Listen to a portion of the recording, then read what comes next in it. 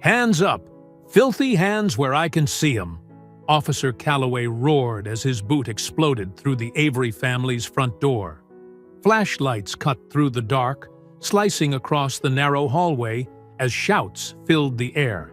"Same kind every time," he spat, sweeping the house like it was already condemned. His rifle locked onto Ruth Avery, trembling in her nightgown. "Please, this is our home," she whispered, voice breaking. The blast swallowed her voice before mercy could reach her. Ruth collapsed beside the couch, blood spreading fast. "Target neutralized," Calloway muttered. Marcus Avery dropped to his knees, pressing her wound and calling 911. None of them knowing the man they'd just ambushed was a former Navy SEAL commander. Before we go any further, comment where in the world you are watching from, and make sure to subscribe, because tomorrow's story is one you don't want to miss. The living room glowed softly in the blue light of the TV. Marcus Avery sat back in his worn leather recliner, his attention drifting between the military documentary and his wife Ruth, who was curled up on the couch nearby. She had her reading glasses perched on her nose, reviewing patient files from her clinic with the dedication that made her such a respected nurse in their community. Their phones buzzed simultaneously. Imani's face appeared on the video call, her bright smile lighting up both screens. "Just checking in on my favorite people before bed," she said. "You should be sleeping, baby girl," Ruth said, but her voice was warm with motherly affection. "Says the woman still doing paperwork at midnight," Imani teased. "Dad, make her go to bed." Marcus chuckled. "You know your mother. Once she starts something, she has to finish it." They chatted about Imani's latest social media campaign and Ruth's difficult cases at the clinic. The conversation wrapped up with quiet love yous and promises to meet for Sunday dinner. The house settled back into peaceful silence, broken only by the soft voices from the TV and the rustle of Ruth's papers. The crash came without warning. The front door exploded inward, wood splinters flying through the air. Before either of them could move, blinding light and deafening bangs filled their kitchen. Marcus's military training kicked in instantly, 20 years of muscle memory taking over. He dropped low, scanning entry points, cataloging threats, his breath controlled and steady despite the chaos. "Police! Don't move!" Multiple voices shouted over each other. Ruth had stood up, her medical reports scattered across the floor. Her hands were raised high, her voice shaking but clear. "We're unarmed! We're... weapon!" The shout came from an officer at the front, Caucasian, early 30s, aggressive stance. His finger was already squeezing the trigger. The gunshot cracked through the air. Ruth's body jerked backward, her reading glasses flying off her face. She crumpled to the kitchen floor, her floral robe spreading out around her like spilled watercolors. Marcus moved with controlled precision, every motion deliberate. "Officer, stand down. I'm applying pressure to a wound." His voice carried the unmistakable command presence of a SEAL commander. He reached for a dish towel, pressing it against the spreading red stain on Ruth's side. With one hand maintaining pressure, he pulled out his phone and dialed 911. The operator's voice crackled through. "911, what's your emergency?" "This is Marcus Avery at 1242 Maple Grove Lane. I have an officer-involved shooting victim requiring immediate medical attention. My wife has been shot. I am applying pressure to a chest wound." His voice remained steady, professional. "I am currently in my kitchen. There are 2 mugs on the counter, 1 knife on the cutting board, 1 dish towel being used for pressure. There are no weapons in this room." "Get your hands where we can see them!" an officer screamed. "Stand up!" another demanded. "Back away from her!" Marcus kept his voice clear, knowing every word was being recorded. "I am maintaining pressure on my wife's wound. I cannot comply with contradictory commands. I am unarmed and not resisting. We need immediate medical attention." Minutes stretched like hours. Ruth's breathing grew shallow, her eyes fixed on Marcus's face. He kept talking to her, to the 911 operator, to the officers, maintaining control of the situation through sheer force of will. Finally, sirens wailed in the distance. But when the EMTs arrived, the officers blocked their entry. "I am asserting medical necessity," Marcus stated firmly, his voice carrying legal weight. "You are on record obstructing emergency medical care." The lead paramedic pushed past the hesitating officers. As they loaded Ruth onto the stretcher, Marcus's eyes locked with Officer Calloway, the one who'd fired. Badge number 4471. Young, scared behind his bravado, already reaching for excuses. Marcus memorized every detail of his face, every tremble in his trigger hand, every bead of sweat on his forehead. He said nothing as they wheeled Ruth out, but his silence carried the weight of coming consequences. The emergency lights painted the walls in alternating red and blue. Neighbors gathered on their porches, phones recording. Marcus followed the stretcher out, his hands covered in his wife's blood, his movements still measured and controlled. He could feel Officer Calloway's eyes on him, could sense the growing realization that they'd made a terrible mistake. The ambulance doors closed. Ruth disappeared behind them. Marcus stood in his driveway as the sirens faded into the distance, watching the first hints of dawn creep across the sky and through his shattered doorway. The morning light revealed the full extent of the damage: splintered wood, scattered papers, the blood-stained dish towel on his kitchen floor. His hands were steady, his breathing even. 2 decades of combat training had taught him how to channel fear into focus, pain into purpose. He looked down at Ruth's blood on his fingers, still wet in the growing light. The fluorescent lights of the emergency room buzzed overhead as Marcus sat rigidly in the hard plastic chair outside the trauma bay. His hands were still sticky with Ruth's blood, dark red stains drying in the creases of his palms. Officers Calloway and 2 others from the raid stood awkwardly by the entrance, their eyes darting everywhere but at him.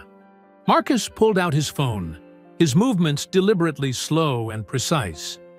He opened the voice recorder app, then spoke with the measured calm that had once helped him interrogate war criminals. "Officer Calloway, badge number 4471, he said clearly. "I'm requesting the names and badge numbers of all officers present during the incident at 1242 Maple Grove Lane." Calloway's jaw tightened. "Sir, you need to— State Law 38.2.14 requires officers to provide identification upon request," Marcus continued, his voice steady. "I am making that request now." The 2 other officers shifted uncomfortably. One of them, younger and visibly nervous, muttered, "Badge 4892, Officer Peterson." "Badge 4517, Officer Martinez." The other added quietly. Calloway's face flushed red. He took 2 aggressive steps toward Marcus, hand resting on his holster. "Listen here." "Officer Calloway," Marcus cut him off, not even bothering to stand. "Your body language suggests you're attempting to intimidate me. Please note that I'm recording this interaction, and your hand is currently on your weapon, despite no threat being present." The younger officers backed away slightly, creating distance between themselves and Calloway. They could sense something in Marcus's composure that their superior officer couldn't or wouldn't acknowledge. "You're interfering with an active investigation," Calloway snapped, but his voice wavered slightly. Marcus kept his phone steady, recording. "Please specify which investigation. The warrant execution at my residence? I'd like to review that warrant now, as is my right under State Law 42.1.7. Before Calloway could respond, a man in a pressed uniform with captain's bars approached quickly. "Mr. Avery, I'm Captain Henry Doyle. Could I speak with you privately?" Marcus stood slowly, his movements controlled. "I'm happy to speak with you, Captain. My phone will continue recording, as is my right under state law." Of course," Doyle interrupted, leading Marcus around the corner to a quiet alcove. His expression was a mixture of concern and calculation. "Mr. Avery, I want to be straight with you. There's been a serious mistake." "A mistake?" Marcus repeated, his voice flat. Doyle lowered his voice further. "Wrong door. The warrant was for 12/24, not 12/42. We'll make it right. Medical bills, repairs, whatever it takes." Marcus studied the captain's face, noting every micro-expression of discomfort. "Make it right how, exactly?" "Chief Halverson would like to meet with you at 9 a.m. to discuss restitution." Doyle wiped sweat from his forehead. "We can handle this professionally, quietly. No need for things to escalate." "Escalate," Marcus echoed, letting the word hang in the air. "My wife is in surgery because your officers didn't verify an address, because Officer Calloway shot first and thought later. And you're worried about escalation?" "The chief will make this right," Doyle insisted, extending his hand. "You have my word." Marcus looked at the offered hand, a gesture of false peace, a bureaucrat's attempt at damage control. He shook it anyway, feeling the captain's palms slick with nervous sweat. 9 a.m., Marcus confirmed, his grip perhaps a fraction tighter than necessary. The next few hours passed in a blur of medical updates and paperwork. Ruth was stable, but critical. The bullet had missed her vital organs, but she'd lost a lot of blood. The surgery would take several more hours. As the sun began to rise, Marcus walked the mile back to his house, his shoes crunching on broken glass from the flashbangs. Police tape fluttered in the morning breeze, yellow barriers marking off his front yard like a crime scene, which, he supposed, it now was. His front door hung crookedly from one hinge, the wood splintered and destroyed. Marcus ducked under the tape and stepped inside, his footsteps echoing in the empty house. The kitchen was a mess of scattered papers and overturned furniture. Ruth's reading glasses lay broken near the refrigerator. The blood stain on the tile floor was still wet, dark red against the cream-colored ceramic. Marcus stood over it, looking down at where his wife had fallen. The dish towel he'd used to try to stop the bleeding lay crumpled nearby, discarded by the crime scene techs who'd photographed everything while he was at the hospital. "You came into a SEAL's house," he whispered to the empty room. "You don't even know what you started." Around him, the morning light streamed through the windows, illuminating dust motes and broken dreams. The coffee maker clicked on automatically, a routine reminder of what should have been a normal morning. Down the street, he could hear his neighbors starting their days, car engines turning over, screen doors slamming. The world was waking up to business as usual, but in Marcus's kitchen, time stood frozen at the moment of that first gunshot.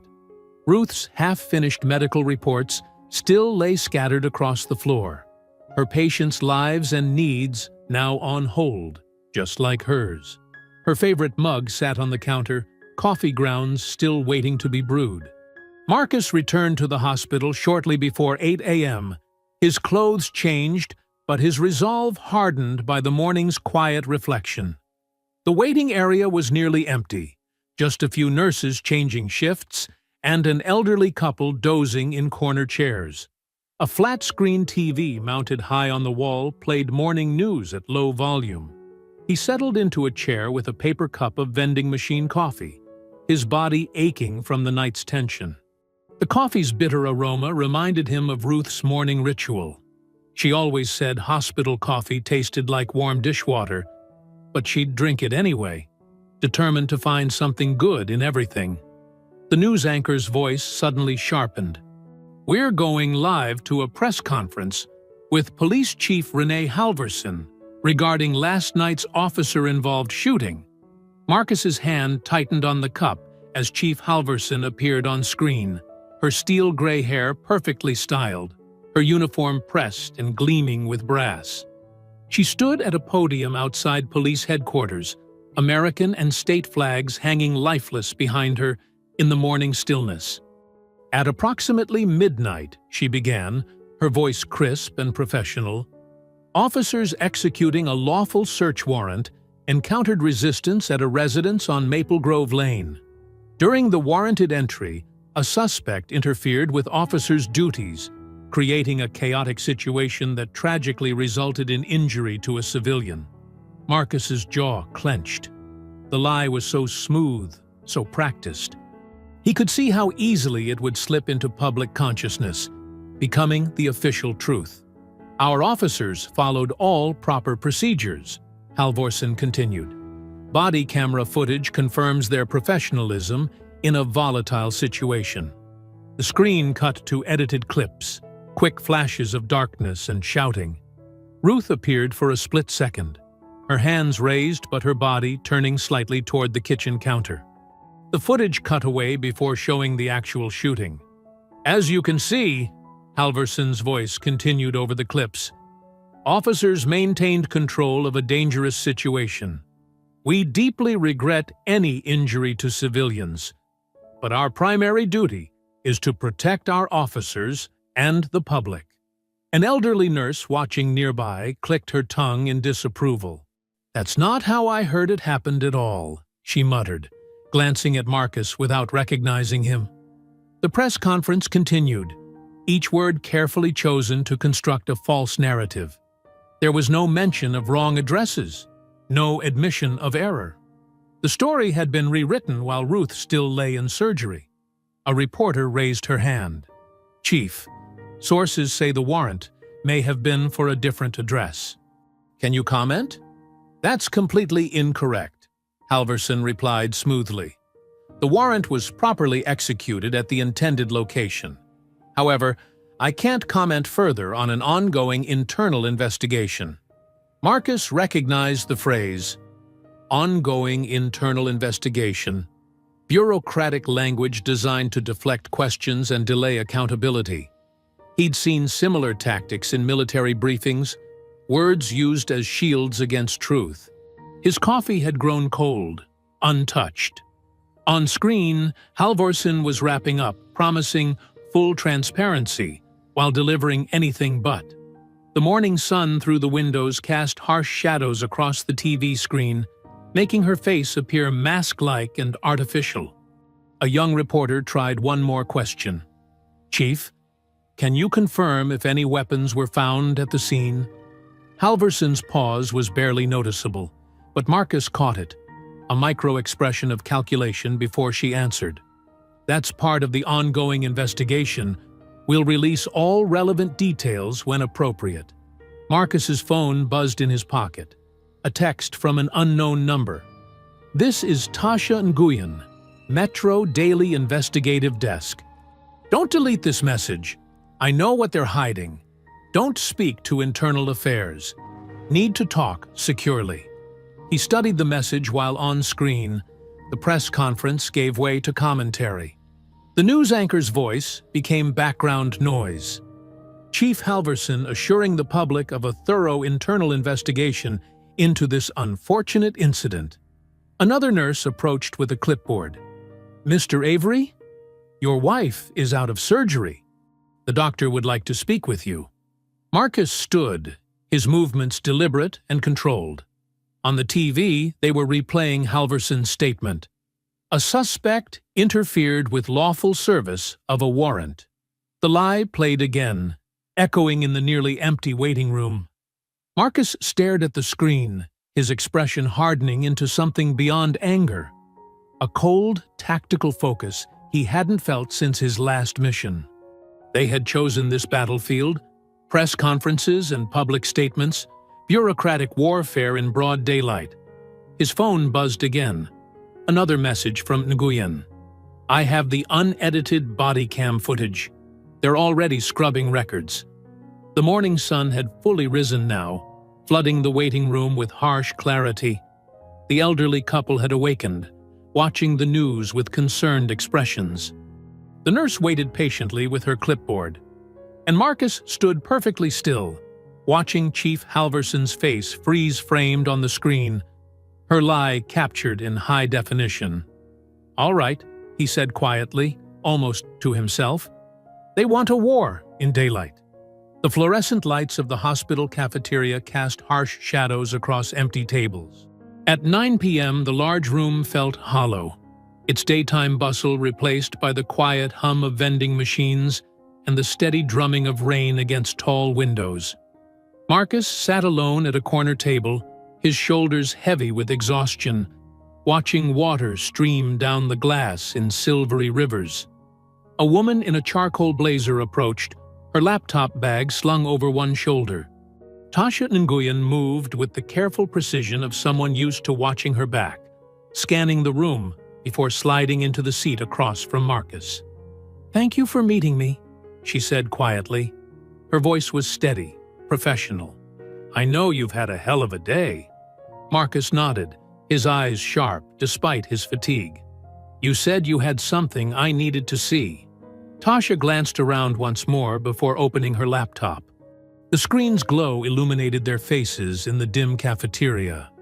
"My source sent this an hour ago. It's from Officer Calloway's body cam footage.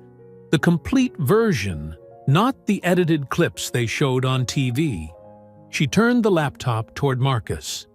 The image showed his kitchen counter from the previous night, captured in the harsh beam of tactical flashlights. Everything looked exactly as he remembered, except for one detail that made his blood run cold.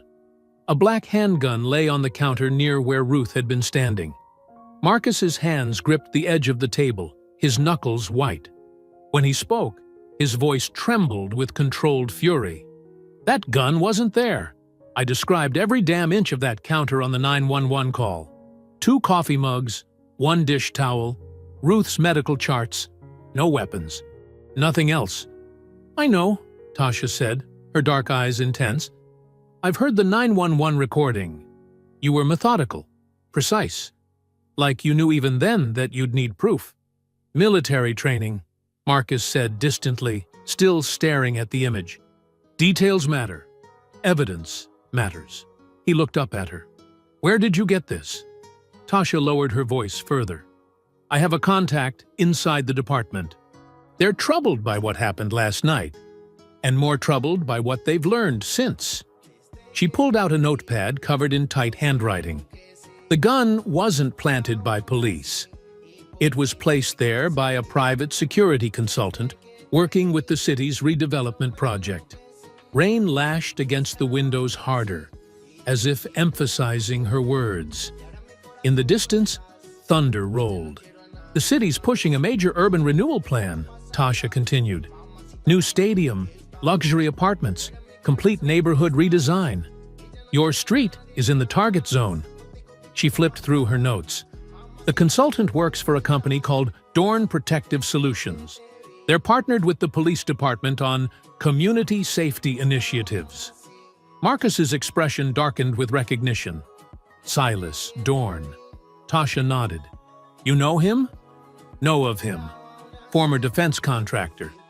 His company provides tactical support to police departments across 3 states. Marcus's voice was bitter. "They train SWAT teams, consult on high-risk operations. Real mercenary stuff dressed up in corporate language." A late-night custodian pushed a mop bucket past their table. They waited until his footsteps faded before continuing. "My source says Dorn's people have been embedded with local police for months," Tasha explained. "They're helping identify problem properties that might resist the redevelopment plan. Your house was never the real target last night, but clearing your block would certainly help their timeline."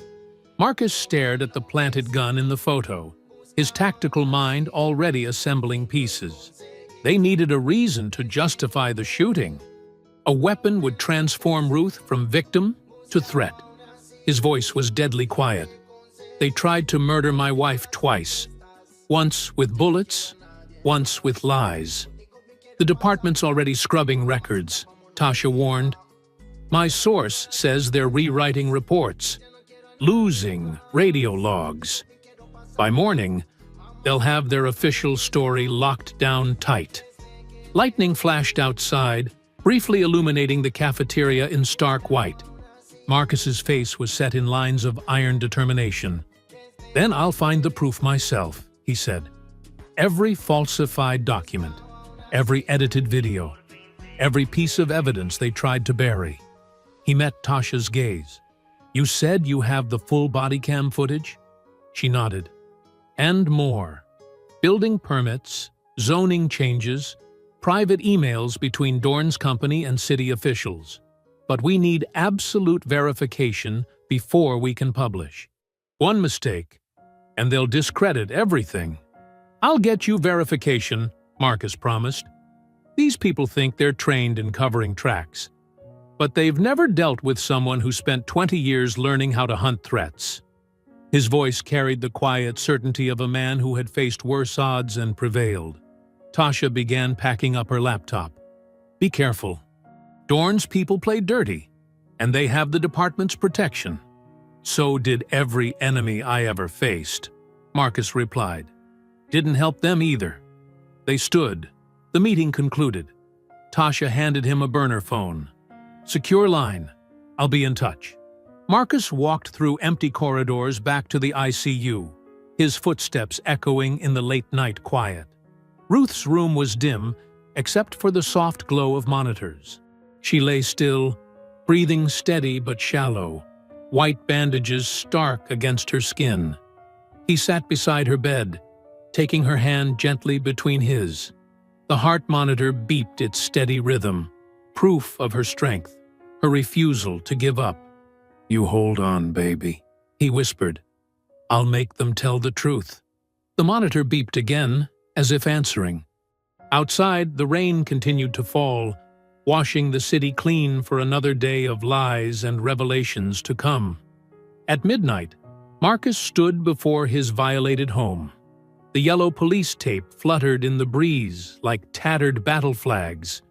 He ducked under it, noting how they hadn't even bothered to secure the splintered door frame.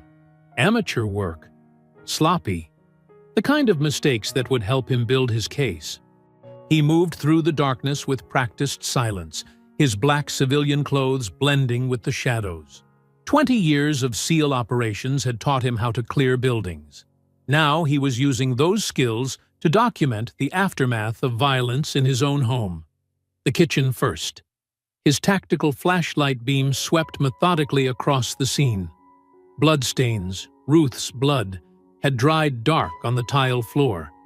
Marcus forced down the surge of anger, channeling it into focus.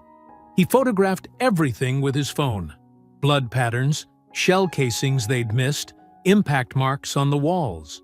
"Standard four-man entry team," he muttered, reading the scene like a combat report. 2 through the front, 2 covering the back. Calloway was point man, positioned here. He stood where the shooter had stood, reconstructing the moment. Something white caught his eye beneath the counter. A small evidence tag that had slipped under the baseboard. Marcus crouched, using tweezers from his pocket to carefully extract it. The tag read, "Item number 4, unregistered firearm, black, semi-automatic." "Sloppy work again," he whispered, photographing the tag from multiple angles. "You shouldn't leave your props behind." In the living room, he documented the battering ram damage, the flashbang scorch marks. Every detail was potential evidence. His phone buzzed. A message from Tasha. "Serial number from that planted gun? Run it through this database link.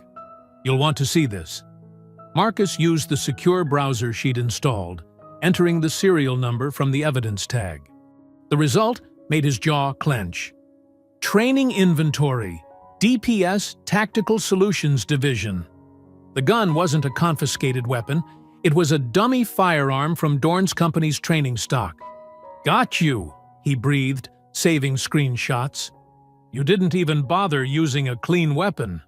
He moved upstairs, clearing rooms with the same methodical precision he'd used in combat zones. Their bedroom was a chaos of overturned furniture and scattered clothes. On the dresser, Ruth's jewelry box lay open, her treasured hummingbird pin glinting in his flashlight beam. He picked it up gently, remembering how she wore it every Sunday to church. His phone buzzed again. Another message from Tasha. Breaking. Got drone footage of DPS running raid drills 2 blocks over. Last week. Check your email. The video showed tactical teams in black gear, practicing breach and clear operations on empty houses. The timestamp was 3 days before Ruth's shooting, but it was the map overlay that made Marcus's blood run cold. The practice raids formed a perfect corridor, a security perimeter for the proposed stadium development, and his house sat right in the middle of the planned route. We weren't the target, he realized, pieces clicking into place. We were an obstacle. They needed to clear this whole block. He kept working, photographing and logging everything. Boot prints in the carpet, bullet holes in the walls, shell casings in the garden where the backup team had stood. Each piece of evidence was carefully documented and tagged with time, date, and GPS coordinates. In his home office, Marcus found more proof of their sloppiness. They dropped a radio communication log, complete with timestamps that contradicted the official report. He added it to his growing evidence file. The night wore on. Marcus moved room by room, building his case. His SEAL training had taught him that the best intelligence came from patient, methodical collection. Every detail mattered. Every piece of evidence was a weapon in the fight for truth. At 3 a.m., he had what he needed. Sitting at the kitchen table, still stained with Ruth's blood, Marcus compiled everything into an encrypted file. Photographs, measurements, serial numbers, radio logs, drone footage. He added Tasha's documentation of the DPS training operations and the redevelopment plans. He thought of Ruth in her hospital bed, fighting for her life because some corporate security firm decided their home was in the way. The anger rose again, but he channeled it into precision, into careful documentation that would stand up in court. Opening his laptop, Marcus composed a brief email to Jerome Watson, a retired civil rights attorney known for taking on police brutality cases. He attached the evidence file and wrote simply, "They shot my wife. I have proof it was planned. Will you help me make them pay?" The reply came within minutes. "Call me in the morning. Don't talk to anyone else." Marcus sat in the darkness of his violated home, at the table where his family had shared thousands of meals. Ruth's blood was still visible on the floor despite their attempts to clean it. Her coffee mug from the night before sat untouched on the counter. "They picked the wrong door," he whispered into the shadows. "And the wrong man." The evidence was gathered. The truth was documented. Now it was time to make them answer for what they'd done. The old church smelled of fresh coffee and lemon-scented wood polish. Morning light filtered through stained glass windows, casting colorful shadows across the worn wooden pews. Marcus sat in the church office, his evidence folder spread across a table that had seen decades of community meetings. Deacon Elijah Brown moved slowly but purposefully, his weathered hands setting down 2 steaming mugs of coffee. At 70, he carried himself with the quiet dignity of someone who'd seen every trick in the system's playbook. "The warrant's clean on the surface," Marcus said, sliding over the paperwork. "But something feels off about the timing." Deacon Brown adjusted his reading glasses, studying the documents. "Sometimes the devil's in the details, son. I've got people who can help us look deeper." He pulled out his phone, fingers moving with surprising speed across the screen. "Give me a minute." Within 30 minutes, 3 people arrived: a retired court clerk, a digital forensics expert, and a civil rights attorney. They gathered around the table, surrounded by the smell of coffee and old hymnals. The forensics expert, a woman with silver-streaked hair, opened her laptop. "Let's look at the metadata first. Every electronic document leaves traces." Marcus watched as she pulled up the warrant PDF. Her fingers flew across the keyboard, digging into layers of digital information most people never saw. "Wait," she said, leaning forward. Look at these timestamps. The group crowded around her screen. The warrant's creation time was listed as 3:21 a.m., 20 minutes after the raid had already begun. That's impossible, Marcus said, his voice tight. They hit our door at 12:03 a.m. I have the 911 call to prove it. The retired clerk adjusted her glasses. The signature certification, it's marked 3:22 a.m., 1 minute after creation. Judge Greer wouldn't sign that fast even if he was sitting at his desk at 3 in the morning. Which he wasn't, the attorney added. I checked his credit card records. He was at the Skyline bar until 2 a.m. Deacon Brown's face darkened. They shot first and papered it up later. Old trick, new technology. Marcus felt his SEAL training kick in, the familiar clarity of identifying a target. We need to talk to the current clerk, the one who processed this warrant. Sarah Martinez, the retired clerk said. She's new, started 6 months ago. Sweet girl, but vulnerable to pressure, Deacon Brown finished. I know where to find her. They located Sarah at a small coffee shop 3 blocks from the courthouse. She was young, maybe mid-20s, with dark circles under her eyes. When Marcus and Deacon Brown sat down at her table, she immediately started shaking. I know why you're here, she whispered, hands trembling around her coffee cup. I've been sick about it since that night. Marcus kept his voice gentle, non-threatening. We just need the truth, Sarah. What happened? Tears welled in her eyes. Judge Greer called me at home. Said it was an emergency. Said I needed to come in and process some urgent paperwork. She wiped her eyes. When I got there, he had the warrant ready. Told me to backdate it. Said it was already done anyway. Just needed the paperwork caught up. He told you to forge a warrant after they'd already raided my home? Sarah nodded, tears falling freely now. He said it was for everyone's protection. That sometimes the paperwork gets delayed, but it's all legal, really. I didn't know someone had been shot. Marcus pulled out his phone, setting it on the table. Would you be willing to record that statement? She stared at the phone, then at Deacon Brown's kind face. They'll fire me. Child, the deacon said softly, some burdens are heavier than losing a job. Truth is one of them. Sarah squared her shoulders and nodded. Marcus pressed record. Her voice shook, but held steady as she detailed everything. The late-night call, Judge Greer's instructions, the timestamps she'd been told to enter. She named everyone present in the judge's chambers that night, including a representative from Dorn Protective Solutions. When she finished, Marcus saved the recording and immediately created copies. One to his secure email, one to the Department of Justice's Civil Rights Division, one to Tasha. Thank you, he told Sarah. You did the right thing. Back at the church, Marcus sat alone in a pew, composing a voice memo to himself. 3:21 a.m., warrant forged post-action. Judge Greer coordinated with Clerk Sarah Martinez to backdate authorization. Dorn representative present during fabrication of documents. He looked up at the stained glass windows, remembering how Ruth loved the way they painted the air with color on Sunday mornings.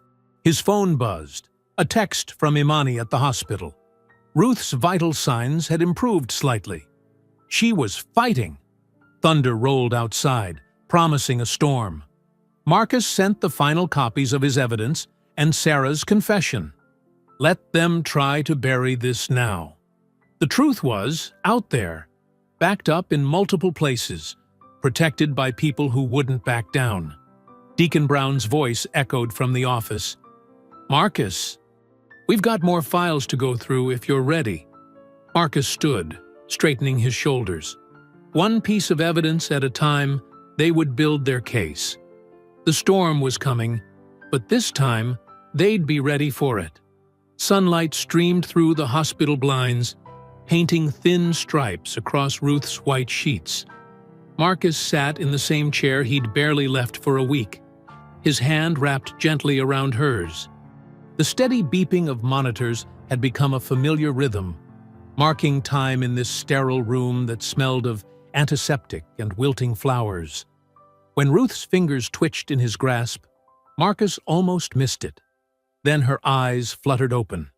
Those same warm brown eyes he'd fallen in love with 24 years ago. His heart stopped. "Ruth," he whispered, leaning forward. "Baby, I'm here." She blinked slowly, orienting herself. The breathing tube was still in place, preventing her from speaking, but her eyes fixed on Marcus with perfect clarity. Her free hand moved weakly, gesturing. Marcus grabbed the small whiteboard and marker the nurses had left for this moment. Ruth's hand trembled as she took the marker, but her nursing experience showed in her deliberate movements. Her writing was shaky but legible. Did they say, "Sorry"? Marcus felt rage surge in his chest, hot and familiar.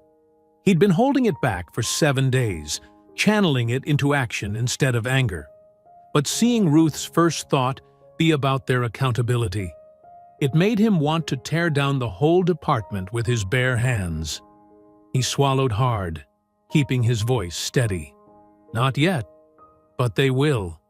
Ruth's eyes filled with tears. She wrote again. "Our home? We're staying with Deacon Brown for now," Marcus said softly. "The community's rallied around us. Everyone's helping." A light tap at the door interrupted them.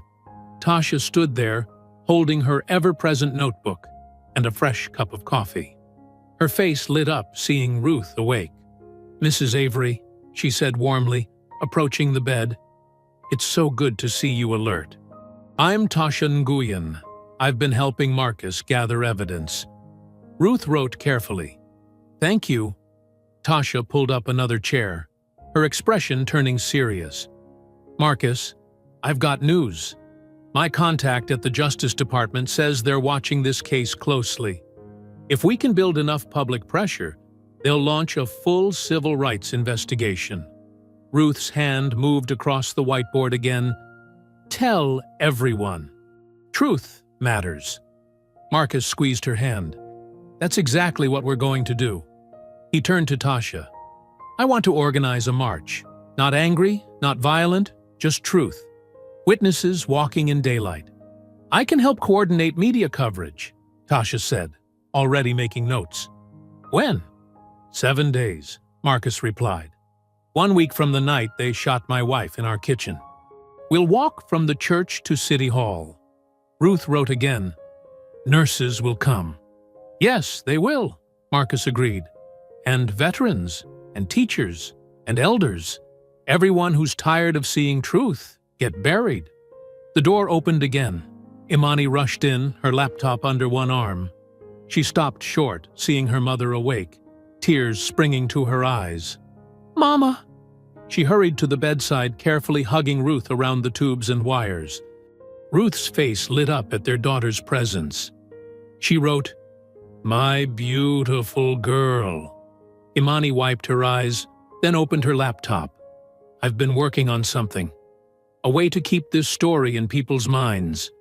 She turned the screen to show them a simple but powerful website design. The header read, "Days since the truth was shot." The page featured a stark counter. 7 days.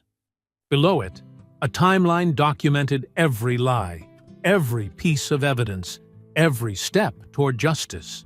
Clean, factual, undeniable. "We need to put faces to this story," Imani continued. "Dad, I want you to record daily updates, short videos, just telling the truth about what happened and what we're finding. No anger, just facts. Let people see who we really are." Marcus nodded slowly. They expected us to be angry, to fight back violently, to fit their narrative. He looked at Ruth. "We'll show them something different." Ruth wrote, "Dignity is power." Over the next week, Marcus recorded his updates from Ruth's hospital room. He spoke directly to the camera, his voice calm and measured. Day 4. We discovered the warrant was forged after the raid. Day 5. Private security contractors were involved in planning this operation. Day 6. Judge Greer signed backdated documents at 3:21 a.m. The videos spread. Imani's website counter kept ticking up. Tasha's articles dug deeper into the corruption. The truth refused to stay buried. On the 7th day, they gathered at Deacon Brown's church. Hundreds of people stood in neat rows, nurses in scrubs, veterans in service caps, elderly church ladies in their Sunday best. Many carried small LED candles, though it was morning. No signs, no shouts, no anger. Just silent witnesses to truth. Marcus helped Ruth's nurse colleagues push her wheelchair to the front of the crowd. She was still weak, but insisted on being present. Someone had pinned her silver hummingbird brooch to her hospital gown. Deacon Brown's voice carried across the assembled crowd. We walk in dignity. We walk in truth. We walk in light. The march began, footsteps echoing on pavement. News cameras followed as the silent procession moved through downtown. Store owners stepped outside.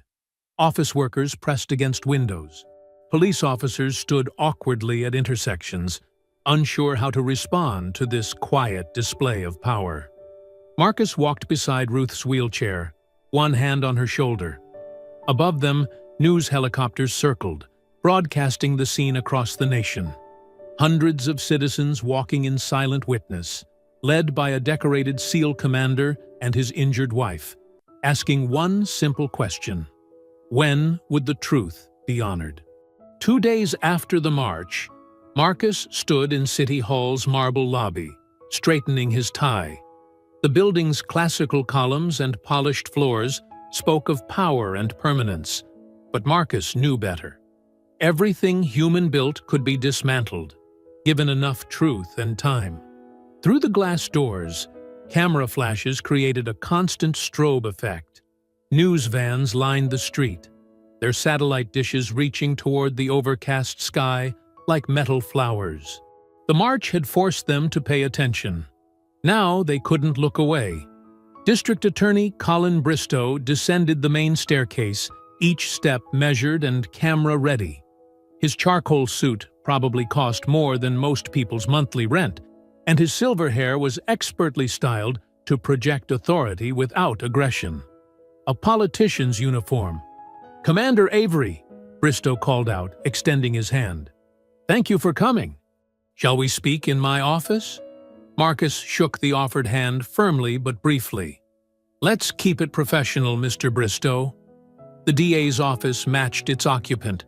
Expensive wood paneling, carefully chosen art, law degrees in gilded frames. Bristow gestured to a leather chair, then settled behind his massive desk. "I want you to know," Bristow began, folding his hands, "that I take these allegations very seriously. What happened to your wife was tragic, and—" "Save the script," Marcus interrupted quietly. "You've had 8 days to take this seriously. Instead, you've helped bury evidence."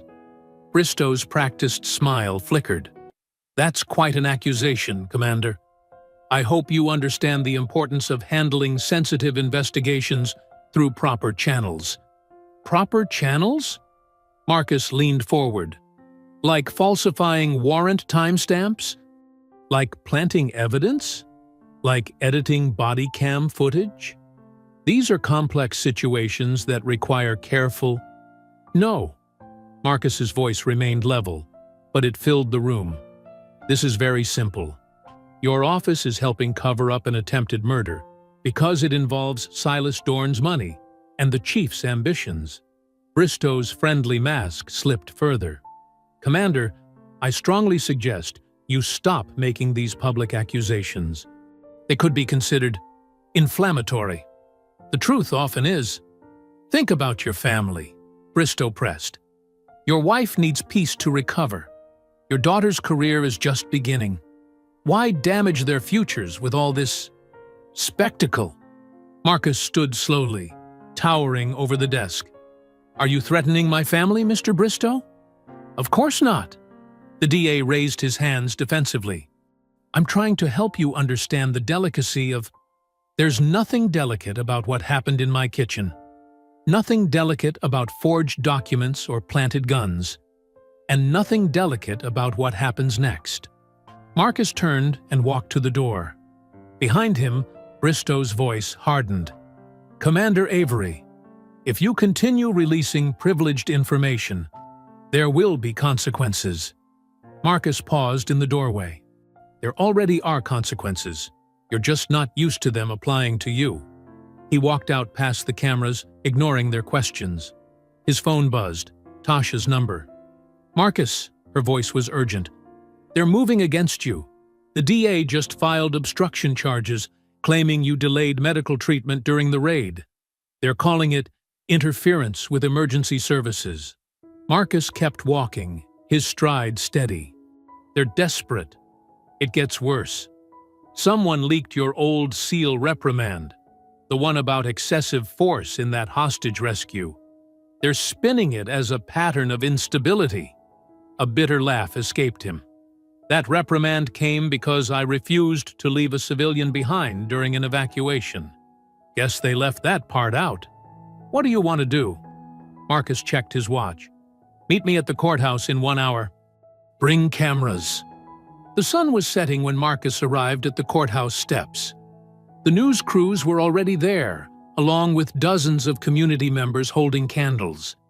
Deacon Brown stood at the front, his weathered face serene. Marcus approached slowly, hands visible at his sides. Police officers shifted nervously, hands on their weapons. Marcus Avery, an officer called out. We have a warrant for your arrest. Marcus stopped at the bottom of the steps.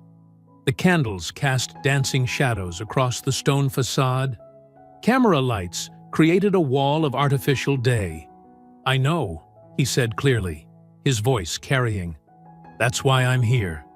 He raised his hands slowly above his head, turning in a full circle so every camera could capture the moment. I'm not resisting, he announced. I'm reminding you what resisting looks like. The officers approached cautiously, as if expecting a trap. Marcus kept his hands raised, his posture straight and proud. As they cuffed him, he locked eyes with each camera lens in turn. 8 days ago, these same officers shot my wife in our kitchen. They planted evidence. They forged documents. They tried to bury the truth. The handcuffs clicked shut. But truth doesn't stay buried. They led him up the courthouse steps. The crowd of witnesses parted silently, their candles holding back the growing dark. Not a single person shouted or moved to interfere. They simply watched, bearing witness. At the top of the steps, Marcus turned one last time to face the cameras. The cuffs gleamed in the artificial light, but there was no shame in his expression, only quiet certainty. The heavy courthouse doors swung open, and Marcus walked through them with the same dignified bearing he'd shown in combat, in crisis, in every moment since the raid. He was a warrior, but his battlefield was truth. And this arrest wasn't a surrender. It was another step toward victory. Across town, in her dorm room, Imani opened her laptop and began downloading the 911 call audio. Her fingers flew across the keys, determination etched in every line of her face. The night was just beginning. Imani's dorm room glowed with the blue light of multiple screens. Her main monitor displayed video editing software, while her laptop showed the growing social media response to her father's arrest. Her hands trembled slightly as she worked, but her focus never wavered. "Okay, Dad," she whispered, dragging the 911 audio file into position. "Let's show them what really happened." The recording was crystal clear, her father's voice steady and controlled, as chaos erupted around him. She synchronized it perfectly with the body cam footage, creating a split-screen view. On the left, the timestamp and audio waveform. On the right, Officer Calloway's perspective. "Kitchen counter contents," Marcus's voice recited in the recording. 2 coffee mugs, 1 blue, 1 white, 1 dish towel, checkered pattern, one wooden cutting board, one fruit bowl with 3 apples. Imani added text overlays, highlighting each item as her father named it. Then came the critical moment. The body cam showed Calloway turning away for exactly 4.2 seconds. When the camera returned to the counter, a black handgun had appeared. She zoomed in on that sequence, slowed it down, added frame numbers. The evidence was undeniable. The gun materialized between frame 2341 and 2342. "Got you," Imani muttered, her fingers flying across the keyboard as she added the final touches. Property records showing the gun's training inventory number, the timestamp metadata from the forged warrant, and finally, a simple title. What Really Happened: The Avery House Raid.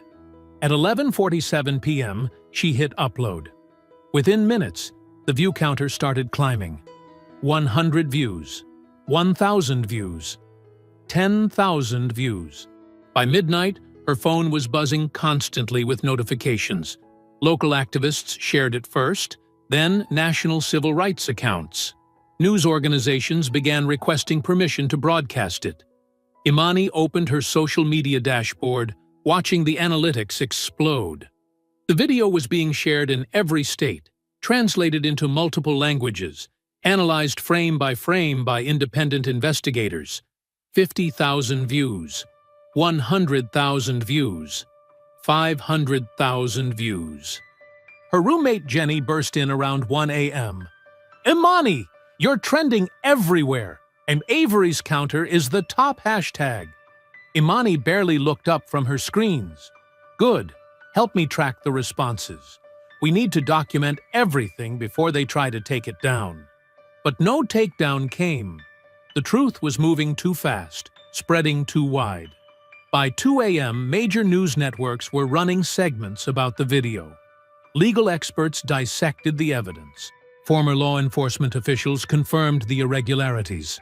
1 million views, 2 million views, 3 million views. Dawn was breaking when Tasha called. "Imani, you've done it. The video cracked everything wide open. And I've got something to add.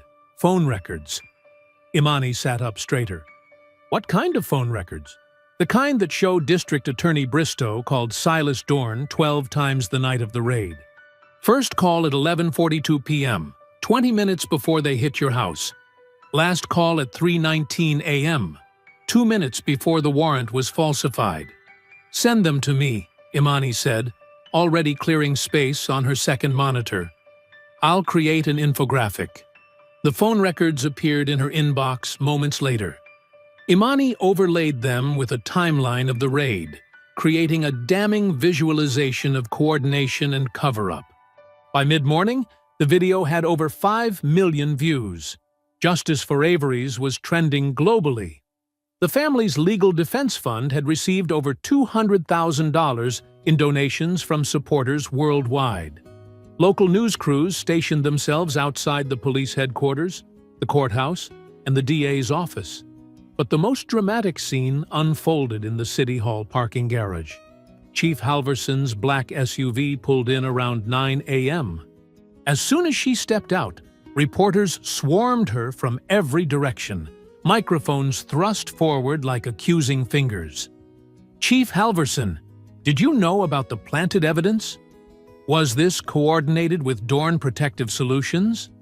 Why was the warrant falsified? Are you planning to resign?" Halverson's carefully maintained composure cracked. Her face flushed red as she tried to push through the crowd. "No comment!" she shouted, her voice shrill with panic. "I said no comment!" She practically ran to the elevator, but the cameras caught every second of her retreat. When the doors wouldn't close fast enough, she slammed her hand against the button repeatedly, her professional mask completely shattered. In his hospital room, Marcus watched the footage on his phone, Ruth sleeping peacefully beside him. His expression remained calm, but his eyes held a fierce satisfaction.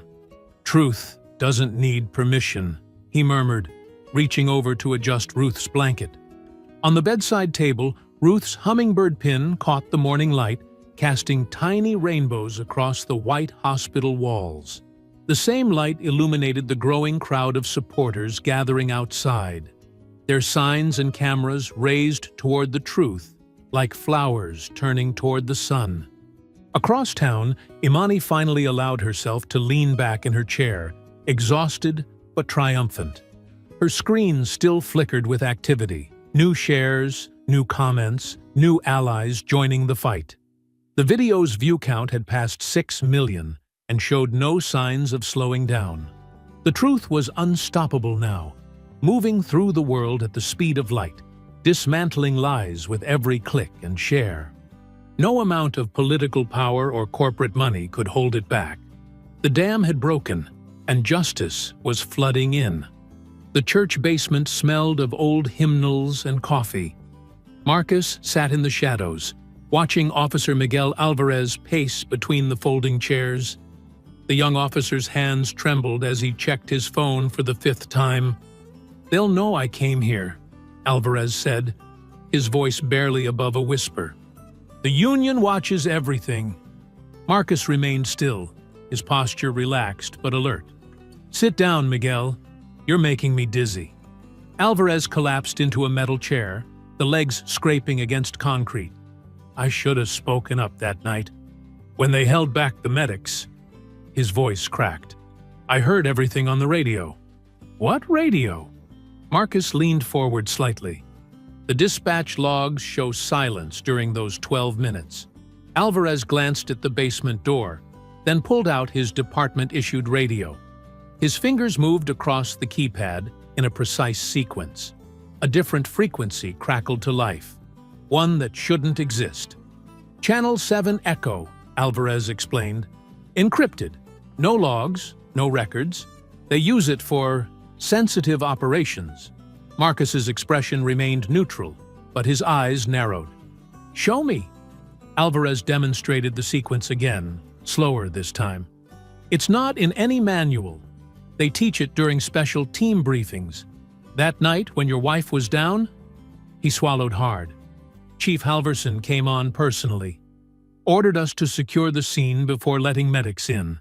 Said we needed time to clarify the narrative." 12 minutes, Marcus said softly. "They let Ruth bleed for 12 minutes while they planted evidence." Alvarez nodded, shame written across his face. "I can prove it. I've been recording the channel since that night. Yesterday, Lieutenant Hayes was talking about the body cams. Said, brass wants cameras off until the story's clean." He pulled out a small digital recorder. "It's all here." Marcus studied the young officer. "Why now, Miguel?" "Because I became a cop to help people," Alvarez said, his voice stronger. "Not to watch them die for property developers. My father was a beat cop for 30 years. He taught me that the badge means protecting people, not power." He set the recorder on the table between them. "I'll wear a wire. Get you more proof." Marcus picked up the recorder, his movements deliberate. "They'll destroy you for this." "They're already destroying themselves," Alvarez replied. "At least this way, I can look my father in the eye again." Over the next hour, they planned the operation. Alvarez would wear a concealed microphone during the next command staff meeting. Marcus gave him a secure phone and showed him how to encrypt the transmissions. "If anything feels wrong," Marcus instructed, "you say the word coffee in any sentence. I'll have extract teams ready." Alvarez nodded, memorizing the protocols. His hands had stopped shaking. The next morning, Alvarez walked into headquarters wearing the wire. Marcus monitored from a van 3 blocks away, recording every word. For 2 hours, nothing significant happened. Then Chief Halverson called an emergency meeting. "The Avery situation is contained." Her voice came through clearly. "D.A. Bristow has the warrant situation handled. Judge Greer is on board." "What about the gun discrepancy?" someone asked. "Property records have been adjusted." Another voice, Lieutenant Hayes. "Inventory numbers won't match the original logs anymore." Marcus's jaw tightened as he listened. Every word was another nail in their coffin. Alvarez spoke up, his voice steady. "And the radio traffic from that night?" "What radio traffic?" Halverson snapped. "Channel 7 Echo is clean. Always has been." The meeting continued, each minute bringing more damning evidence. But just as Alvarez was preparing to leave, a new voice cut through the transmission. "Chief, we have a problem. IT flagged unauthorized access to the encrypted channels." The audio erupted with movement. "Lock down the building," Halverson ordered. "Nobody leaves until we find the leak." "Coffee sounds good right now," Alvarez said clearly into the mic. "I need some coffee." Marcus was already moving, but it was too late. The transmission cut off abruptly. An hour later, breaking news alerts lit up Marcus's phone. The footage showed Alvarez being led out of the police station in handcuffs, accused of stealing sensitive department data. Chief Halverson stood at a podium, painting him as a traitor who had compromised officer safety. Marcus watched from Ruth's hospital room, his hand clenched around her small hummingbird pin. The metal wings dug into his palm as Halverson continued her character assassination. "Officer Alvarez betrayed his oath," she declared. "He compromised ongoing investigations and put his fellow officers at risk. This department has zero tolerance for such violations." The camera panned to Alvarez in the back of a patrol car. His face was bruised, but his expression remained defiant. He looked directly into the lens, and for a moment, Marcus saw his father's pride reflected there. Ruth stirred in her hospital bed. "They hurt him," she whispered, her voice still weak. "Because he told the truth." Marcus gently placed the hummingbird pin back on her nightstand. "Yes, but his truth is safe with us now, and they can't take that back." Outside, reporters clamored for statements. Inside, machines beeped steadily, marking time like a metronome. Marcus sat in the gathering darkness, the recorded evidence from Alvarez secure in multiple locations, waiting for the right moment to strike back against those who thought they could bury the truth along with their badges. The orange flames reached toward the night sky, consuming the Avery home with frightening speed. Marcus stood barefoot on his front lawn, the grass cool and damp between his toes.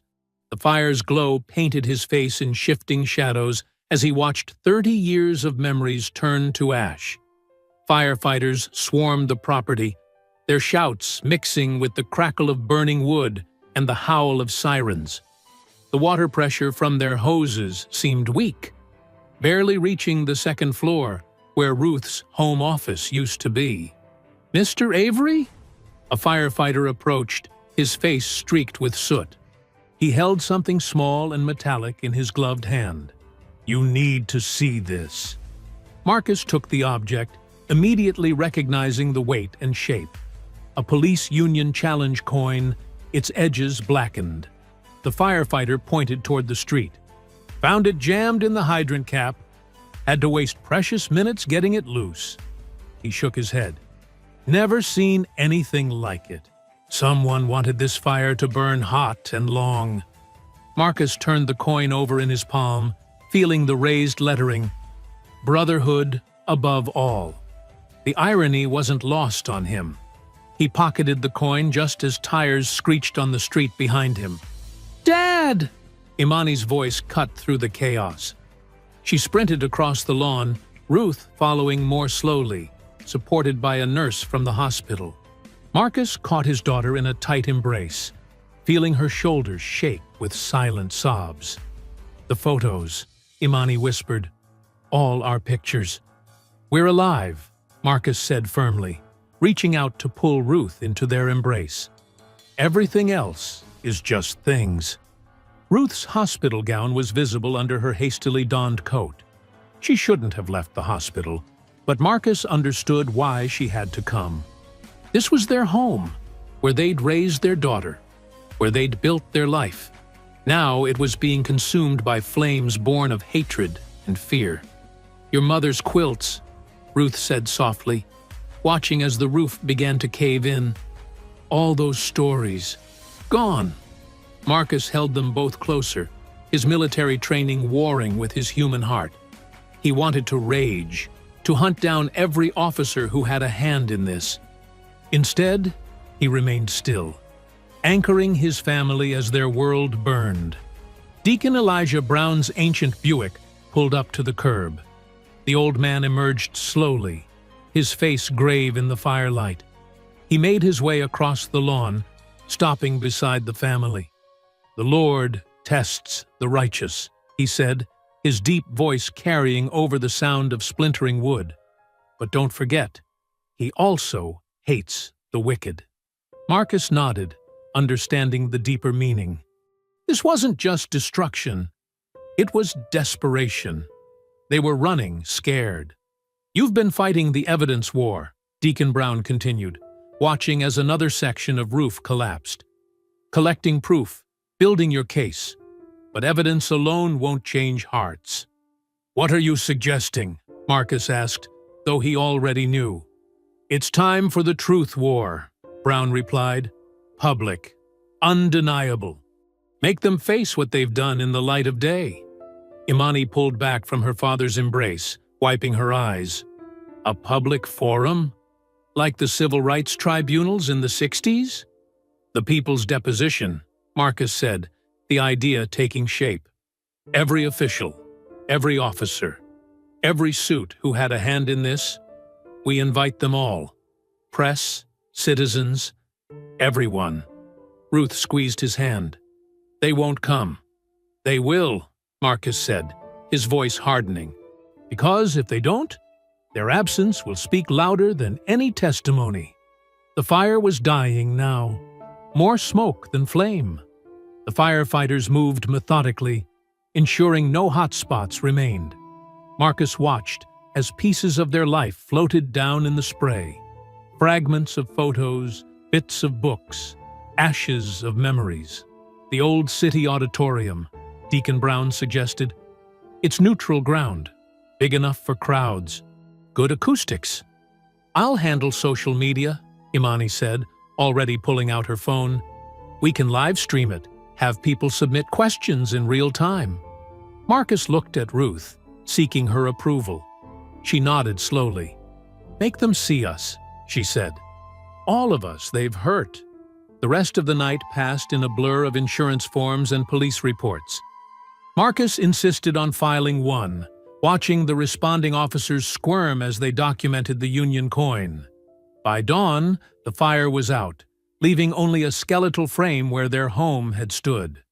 Marcus drove Ruth back to the hospital, making sure she was comfortable before heading to the Old City Auditorium. The building stood like a granite sentinel in the early morning light, its columns casting long shadows across the steps. Inside, the air smelled of dust and history. Marcus began setting up chairs himself, arranging them in a semicircle facing the stage. Each scrape of metal on wood echoed through the empty space. He positioned a single chair in the center, facing the others, the seat of truth. Row by row, he continued his work as sunrise painted the high windows in gold. The task was methodical, almost meditative. Each chair represented a voice that would be heard, a truth that would be told. He thought of Ruth's quilts, how she had stitched stories into every square. This would be their new story, not written in fabric, but in justice. The sound of his footsteps echoed as he walked the aisles, checking sightlines and spacing. The old building seemed to wake up around him, creaking and settling as if preparing itself for what was to come. Through the doors, he could hear the city coming to life, traffic growing, voices rising, another day beginning. The Old City Auditorium filled steadily as morning turned to afternoon. Sunlight filtered through tall windows, casting long beams across wooden floors that had seen generations of civic gatherings. The space hummed with quiet determination as community members took their seats. Elderly church ladies in their Sunday best, off-duty nurses still wearing their scrubs, veterans with ramrod-straight postures, and families clutching handmade signs. Imani moved purposefully through the aisles, checking connections on the array of tablets and laptops she'd set up for the live stream. Her fingers flew across keyboards, confirming bandwidth and testing camera angles. She'd positioned devices strategically throughout the room, ensuring every testimony would be captured from multiple perspectives. "We're trending already," she called out to Marcus, who stood near the podium reviewing his notes. 3,000 watching the pre-stream, and it's climbing fast. Tasha Nguyen directed her crew with precise gestures, positioning cameras like chess pieces. "Main feed here," she instructed, pointing to the center aisle. "Second unit on the gallery reactions. Third unit, stay mobile. I want to catch every expression when the evidence drops." Her voice carried the steady authority of someone who'd covered enough civic meetings to know when history was about to be made. Marcus adjusted his tie, the same one he'd worn to Ruth's father's funeral. His calm demeanor masked the warrior's alertness that tracked every movement in the room.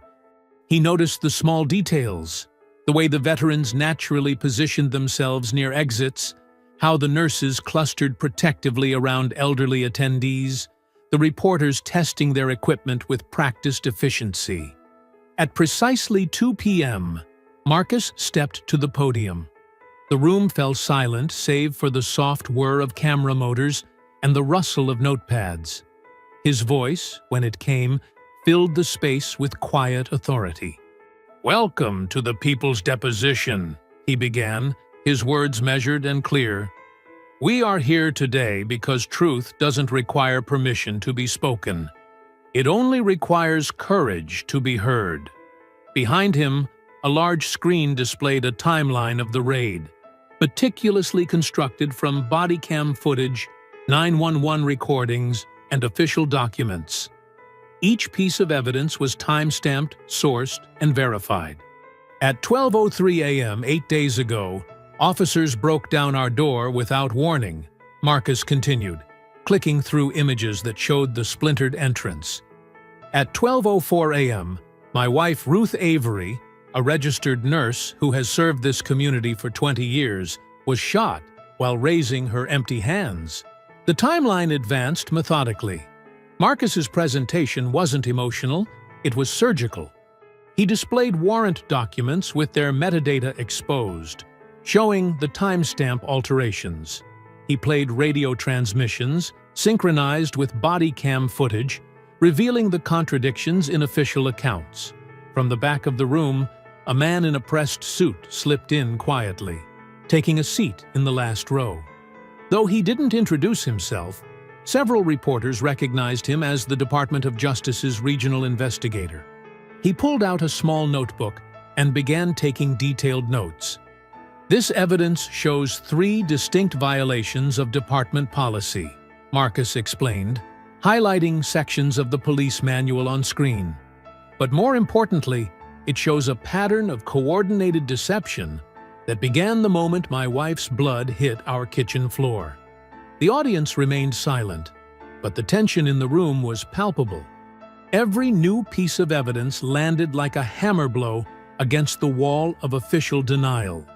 Marcus played the full 911 call, his calm voice from that night listing every item on the counter, proving the planted weapon's late appearance. Imani moved between her stations, monitoring the growing online audience. She leaned close to Marcus during a pause, whispering, "Over 50,000 watching now." Comments are flooding in from across the country. Tasha's mobile camera operator caught sight of something through the window.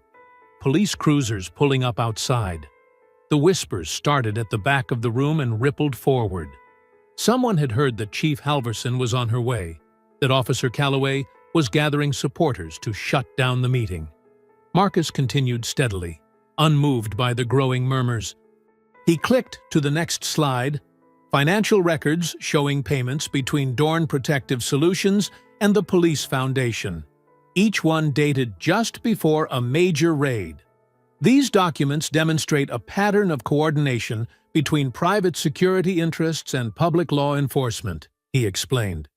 Each operation followed the same template: sudden raids, contested property, and residents who stood in the way of development plans. The tension in the room ratcheted higher as shadows passed across the frosted glass of the entrance doors.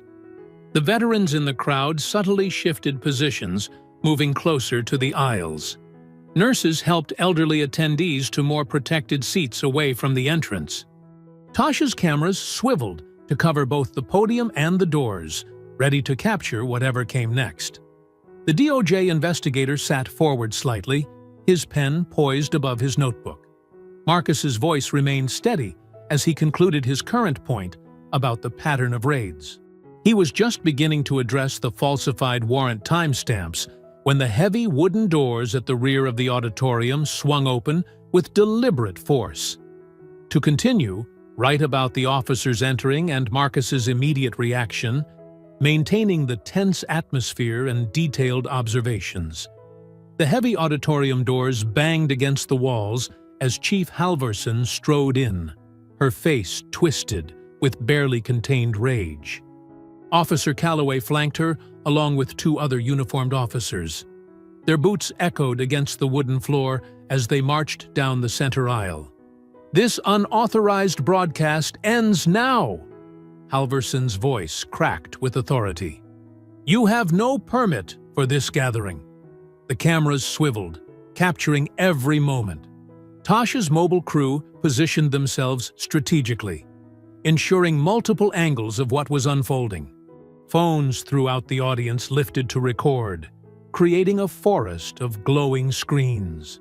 Marcus stood calmly at the podium, one hand resting on the edge.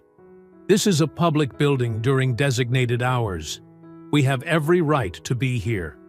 Calloway's face reddened as he shouldered past an elderly woman in a floral dress, sending her stumbling into her seat. A collective gasp rose from the crowd. The woman's husband, a Korean War veteran with a weathered face, started to rise, but Marcus's voice cut through the tension. "Stay seated, sir. Let them show who they really are." Halvorson reached the front row, her heels clicking against the hardwood. "You're interfering with an ongoing investigation. Shut down those cameras immediately."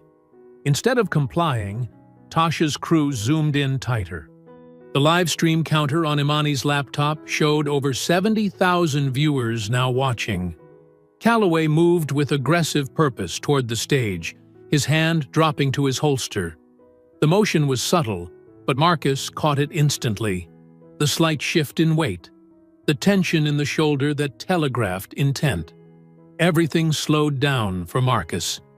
His SEAL training kicked in, muscle memory from countless operations flooding back. He cataloged threats and positions with clinical precision. Calloway, primary threat, 8 feet left. Second officer, baton drawn, 12 feet right, 2 more by the doors. Multiple civilians in the potential line of fire. Calloway's hand wrapped around his gun grip. Marcus moved.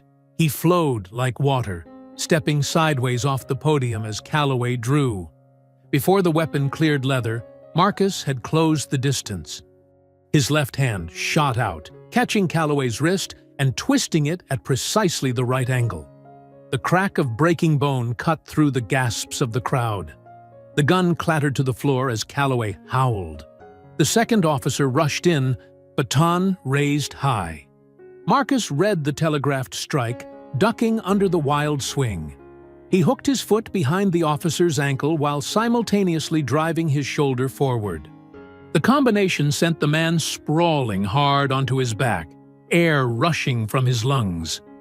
Marcus's knee pinned the officer's chest before he could recover, applying just enough pressure to immobilize without injuring. "Stay down," Marcus advised quietly. "You're on camera." Calloway had staggered back, face contorted with pain and rage. His left hand fumbled at his belt, pulling a tactical knife. Steel glinted in the afternoon light streaming through the windows. "I'll kill you!" he snarled, slashing wildly. Marcus moved with the economic precision of someone who had trained for decades. He deflected the knife with his forearm, stepping inside Calloway's guard. The shoulder check that followed was perfectly placed. driving Calloway backward into the podium with bone-jarring force. As Calloway stumbled, Marcus grabbed the microphone cord, wrapping it around the officer's arm with practiced efficiency. One smooth motion rolled Calloway forward, the cord tightening around his bicep. Marcus's arm snaked around Calloway's neck, applying precise pressure to the carotid artery. The knife dropped from nerveless fingers. Marcus held the chokehold just long enough to feel the fight drain out of Calloway's body. He released the pressure before unconsciousness could take hold, letting the officer collapse to his knees, gasping desperately for air. The entire sequence had taken less than 10 seconds. Marcus stood over Calloway, his breathing steady and controlled. Blood trickled from where the knife had nicked his forearm, but his voice remained calm as he looked down at the man who had shot his wife. "That's mercy," he said quietly. "The kind you never gave her." The auditorium was absolutely silent except for Calloway's ragged breathing and the soft whir of camera motors. Every lens in the room was trained on the scene. Marcus standing straight and composed, hands speckled with his own blood, while Calloway knelt before him, the microphone cord still wrapped around his arm like a symbol of his public humiliation. Chief Halverson stood frozen, her face a mask of shock and fury. The two officers by the door had drawn their weapons but held their distance, unwilling to risk shooting into a crowd of civilians with dozens of cameras recording. The elderly woman Calloway had shoved now stood proudly, her phone held high to capture every moment.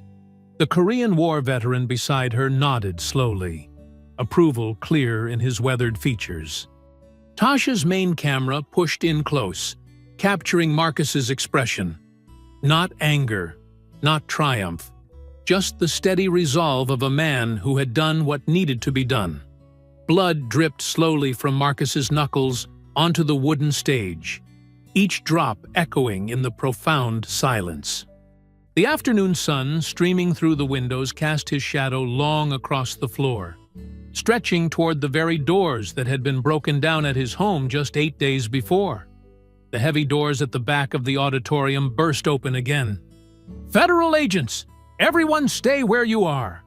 Multiple agents in dark jackets with DOJ emblazoned across their backs streamed into the room, weapons drawn but pointed down. The crowd parted silently, creating a wide aisle. The lead agent, a tall woman with close-cropped gray hair, approached the stage with purposeful strides. Two agents flanked Chief Halverson, while others moved to secure Calloway and the other officers. Marcus remained perfectly still, hands visible at his sides. "Agent Cooper," he said, recognizing the DOJ lead from previous correspondence. "I believe this is what you've been waiting for." He reached slowly into his jacket pocket and withdrew a small flash drive. "Everything's here. Warrant forgeries, falsified timestamps, the private security contract with Dorn Solutions, radio logs ordering medical delays, body cam tampering, all of it." He held it out. "Plus, about 70,000 live witnesses." Agent Cooper took the drive, her expression hard as granite. She spoke into her radio. "Control, this is Cooper. Evidence in hand. Execute all pending warrants." The room crackled with tension as more agents entered, accompanied by U.S. Marshals. They moved with practiced efficiency, securing exits and positions throughout the auditorium. "Chief Renee Halverson," Cooper's voice carried clearly through the hushed space. "You are under arrest for conspiracy against rights, obstruction of justice, and violation of oath of office under color of law." Halverson's face drained of color. "This is ridiculous! I demand to speak to—" "You have the right to remain silent," the agent continued, as another officer began handcuffing the chief. "I suggest you exercise that right." DA Colin Bristow tried to slip toward the exit, but found his path blocked by two marshals. "Colin Bristow, you are under arrest for conspiracy against rights and obstruction of justice." The side door opened, and more agents led in a struggling Silas Dorn in handcuffs, His expensive suit was wrinkled, his usual polished demeanor shattered. "This is an outrage! Do you know who I am?" "A private security contractor who conspired with law enforcement to violate constitutional rights," Cooper replied coldly. "Among other charges we'll be adding." Judge Greer was led in next, his robes gone, looking small and old in a rumpled dress shirt. He didn't resist as agents cuffed him. Officer Calloway, still on his knees, was hauled to his feet and formally arrested. The microphone cord fell away from his arm like a shed snake skin.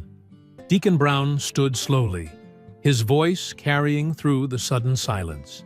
"Brothers and sisters, let us remind them of the law they swore to uphold." He pulled a small copy of the Constitution from his pocket. Other elders throughout the crowd did the same, creating a corridor of voices as the arrested officials were led out. "We, the people of the United States, in order to form a more perfect union, establish justice." The words echoed from dozens of throats as Halverson was led past, her head bowed. "Ensure domestic tranquility. Provide for the common defense." Bristow walked through next, unable to meet the eyes of his former constituents. "Promote the general welfare and secure the blessings of liberty." Dorn tried to turn away from the cameras, but there was nowhere to hide. "To ourselves and our posterity." Judge Greer shuffled through, aged decades in moments. "Do ordain and establish this Constitution for the United States of America." Calloway was the last, his broken wrist secured in cuffs, forced to walk the gauntlet of truth. Tasha's cameras captured every moment. Imani's live stream counter showed over 200,000 viewers now. Phones recorded from every angle as justice materialized in real time. The crowd began to react as the reality sank in. Several elderly women dabbed at tears. Veterans stood at attention, backs straight with pride. Young activists hugged each other, some sobbing with relief. Ruth appeared at the back of the auditorium, supported by a nurse from her hospital floor. She wore a hospital gown under a robe. An IV pole rolled beside her. The crowd parted again, making way as she walked slowly toward the stage. Marcus jumped down to meet her, gently lifting her up the stairs despite her weak protests. Imani rushed to join them, wrapping her arms around both parents. The family stood together on the stage where minutes before, violence had erupted. Now, peace settled over them like a warm blanket. Ruth touched Marcus's bloodied knuckles gently with her good hand. "They kicked in our door," Marcus whispered, holding his wife and daughter close. "We opened theirs." The afternoon sun streamed through the high windows, casting long rays across the historic auditorium. They illuminated the empty podium, the scattered chairs, the discarded microphone cord, and the small family standing in its light, finally whole again. Agent Cooper spoke quietly into her radio. "Control. Suspects secured. Justice served." The words echoed slightly in the old building, a final punctuation to 8 days that had started with a splintered door in the night and ended with truth breaking through every barrier they'd tried to build around it. 6 months later, the morning sun painted warm streaks across the freshly painted walls of the Ruth Avery Community Care Center. Where charred remains once marked tragedy, a new 2-story building stood proud, its modern design softened by community touches, flower boxes, comfort benches, and a soaring hummingbird mural that wrapped around the corner. Marcus stood on the front steps, adjusting his tie. The crowd gathering for the opening ceremony reflected the neighborhood's heart. Elderly church members in their Sunday best, veterans wearing service pins, nurses from Ruth's old hospital, and families pushing strollers or helping grandparents find seats. Tasha Nguyen moved through the crowd with her camera crew, capturing the moment for her documentary. She paused to interview an elderly woman who'd been at the People's Deposition. "That day changed everything," the woman said, clutching her purse. "Showed us what real courage looks like." Ruth emerged from the center's main entrance, leaning slightly on a cane but standing tall. Her navy dress matched the building's trim, and on her collar, the restored hummingbird pin caught the morning light. The crowd's chatter softened as she made her way to the podium. The new mayor, elected after the previous administration's collapse, approached the microphone. Her voice carried across the gathering. "Today, we don't just open a building. We mark a new chapter in our city's story." She held up a thick document. "With these reforms, we ensure no other family faces what the Averys endured." She began listing the changes. Complete ban on no-knock warrants. Civilian Oversight Board with full camera access. Union contract reforms requiring accountability for misconduct. Required community service hours for all officers. She paused, looking at Ruth. And mandatory de-escalation training led by healthcare professionals. Officer Miguel Alvarez, recently cleared of all charges, stood near the back in civilian clothes. He'd been the first to volunteer at the clinic, wanting to rebuild trust through service rather than force. Some of his fellow officers, who'd also chosen to speak truth, had joined him, forming a small but growing group committed to real change. Imani, now running the center's social media and community outreach, guided elderly residents to shaded seats. Her phone buzzed constantly with messages from other cities requesting guidance on similar reforms. The Avery model was spreading, turning tragedy into transformation across the country. Deacon Brown led a short prayer, his voice strong despite his years. "Let this place heal bodies and souls," he intoned. "Let it stand as proof that justice, though delayed, cannot be denied when good people stand together." Ruth approached the ribbon, scissors ready.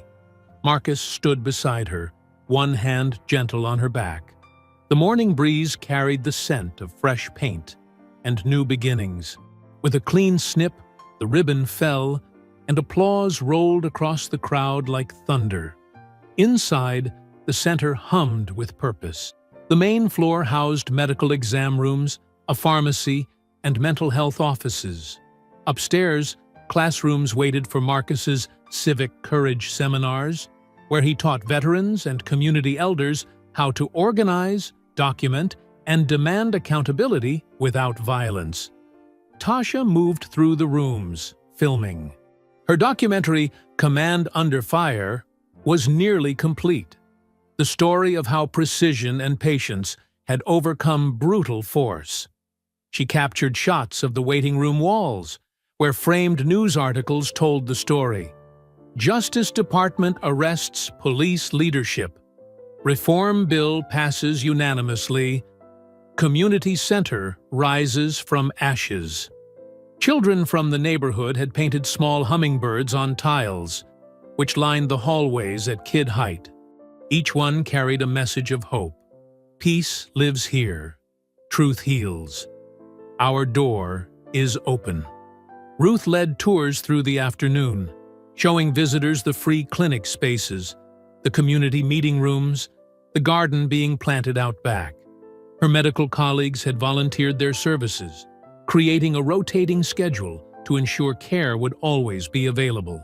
The crowd thinned as evening approached. Families headed home, elderly visitors were helped to cars, and the catering team packed up the last of the celebration food.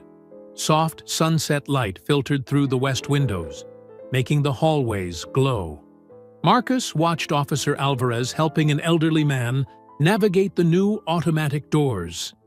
The young officer's face showed peace, the kind that comes from choosing right over easy. He'd lost his badge, but found his conscience, and his example had inspired others to speak up. Tasha filmed one final interview with Ruth in the garden. The hummingbird pin sparkled as Ruth spoke about resilience, about how communities heal by caring for each other. Behind her, the mural's colors deepened in the fading light. As dusk settled, Marcus began his final rounds. He checked each room, making sure everything was secure for the night. The building seemed to breathe with possibility, every space designed to welcome, to heal, to teach. Ruth waited by the main entrance, watching him work. The last rays of sunlight caught the brass door handle, making it glow like amber. Marcus joined her, their fingers intertwining naturally. "This door stays open," he whispered. Ruth smiled softly, her hand covering his. Above them, the hummingbird mural caught the day's final light, its wings spread wide in eternal flight. I hope you enjoyed that story. Please share it with your friends and subscribe so that you do not miss out on the next one. In the meantime, I have handpicked 2 stories for you that I think you will enjoy. Have a great day.